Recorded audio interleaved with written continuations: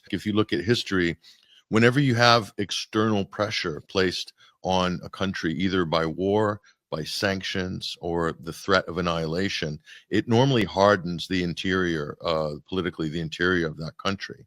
And then that becomes the sort of the ruling paradigm while it's under pressure. When the pressure releases from the outside and the economy normalizes, then all of a sudden the calcification of the political system loosens up, becomes slightly more liberalized, more internationalized.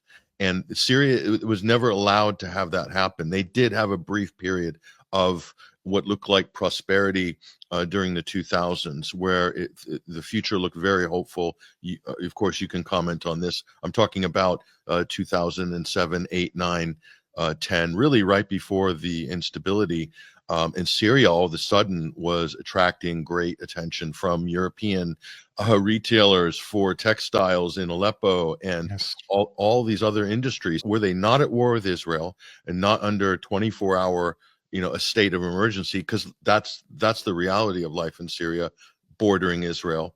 And had they not been under sanctions, and had the United States not, and the British and the French to some degree, not trying to overthrow the government constantly, you would have seen a much more prosperous, probably more socialist leaning, but still somewhat liberal Syrian government, state, and economy. What was most concerning for the United States during the Cold War, number one, was not Soviet influence in places like Syria. It was Arab nationalism, and which is ironic because the Arab national identity was something that the British sought to promote and create because of their European rivalry with Germany before and during the First World War.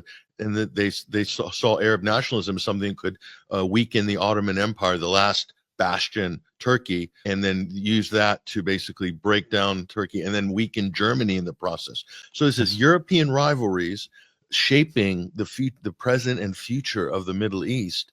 And then the creation of the State of Israel. That's another nationalist project. The tragedy of the region is so much down to moves and things that were enacted by European imperial powers in the late 19th century, early 20th century.